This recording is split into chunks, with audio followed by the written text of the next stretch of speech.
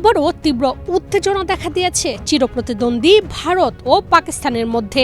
এবার সরাসরি বাগযুদ্ধে জড়িয়েছে দুই দেশের সেনাবাহিনী। পাকিস্তানকে মানচিত্র থেকে মুছে ফেলার হুমকি দিয়েছেন ভারতের সেনাপ্রধান জেনারেল উপেন্দ্র দ্বিবেদী। তিনি বলেছেন, পাকিস্তানকে রাষ্ট্রীয় পৃষ্ঠপোষকতায় সন্ত্রাসবাদ বন্ধ করতে হবে, অন্যথায় ইতিহাস ও ভূগোল থেকে তাদের অস্তিত্বই হুমকির মুখে পড়তে পারে।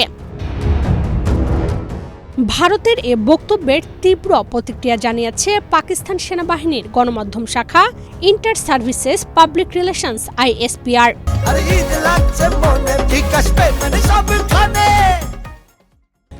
মে শনিবার এক বিবৃতিতে সংস্থাটি সতর্ক করে বলেছে, এ ধরনের মন্তব্য কৃত্রিম অজুহাত তৈরি করে আগ্রাসনের পথ প্রশস্ত করতে পারে এবং এর ভয়াবহ পরিণতি হতে পারে। ISPR দাবি করেছে, ভারতের সাম্প্রতিক বক্তব্য আবারও প্রমাণ করছে যে নয়াদিল্লি আগ্রাসনের জন্য অযৌক্তিক কারণ দাঁড় করানোর চেষ্টা করছে। মে মাসে 4 দিনব্যাপী সশস্ত্র সংঘর্ষের পর থেকেই ইসলামাবাদ ও নয়াদিল্লির মধ্যকার উত্তেজনা চরমে পৌঁছেছে বলে উল্লেখ করা হয় বিবৃতিতে।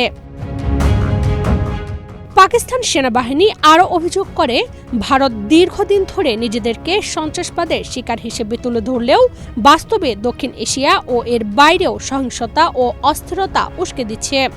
ISPR এর ভাষ্য, আন্তর্জাতিক সম্প্রদায় এখন বুঝতে পারছে সীমান্তপারের সন্ত্রাসবাদ ও আঞ্চলিক অস্থিরতার অন্যতম উৎস ভারত নিজেই।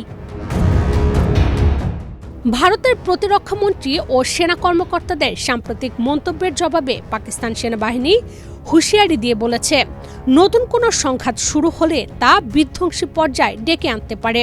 একই সঙ্গে তারা জানায়, পাকিস্তান কোনো ধরনের আগ্রাসনের মুখে পিছু হটবে না, বরং দ্রুত ও কঠোর জবাব দেওয়া হবে। ISPR আরও দাবি করেছে, পাকিস্তানের সশস্ত্র বাহিনী ও জনগণ শত্রুর ভূখণ্ডের প্রতিটি কোণায় যুদ্ধ নিয়ে যেতে সক্ষম। পাশাপাশি ভারতের ভৌগোলিক নিরাপত্তার মিথ ভেঙে দেওয়ারও হুমকি দেওয়া হয়। পাকিস্তানের ভাষ্য, পরিস্থিতি চরমে পৌঁছালে মানচিত্র থেকে মুছে দেওয়ার হুমকি একতরফা থাকবে না। সম্প্রতি ভারত নিয়ন্ত্রিত কাশ্মীরের পেহেলগাঁও এলাকায় পর্যটকবাহী একটি গাড়িতে সন্ত্রাসী হামলার ঘটনায় নতুন করে দুই দেশের সম্পর্কে উত্তেজনা তৈরি হয়। ওই হামলায় 26 জন নিহত হন। নয়াদিল্লি এ ঘটনার জন্য পাকিস্তানকে দায়ী করলেও ইসলামাবাদ অভিযোগ অস্বীকার করেছে। এরপর সীমান্তে পাল্টাপাল্টি গোলাগুলির ঘটনাও ঘটে। পরবর্তীতে পাকিস্তান অপারেশন বুনিয়ান ও মারসুস পরিচালনার দাবি করে।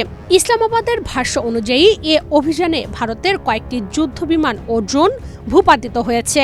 অবশেষে 10 মে যুক্তরাষ্ট্রের মধ্যস্থতায় দুই দেশের মধ্যে অস্ত্রবিরতি কার্যকর হয়। তবে সাম্প্রতিক পাল্টাপাল্টি হুমকি ও কড়া বক্তব্যে দক্ষিণ এশিয়ায় নতুন করে নিরাপত্তা উদ্বেগ তৈরি হয়েছে। ডেস্ক রিপোর্ট, বাংলাদেশ প্রতিদিন।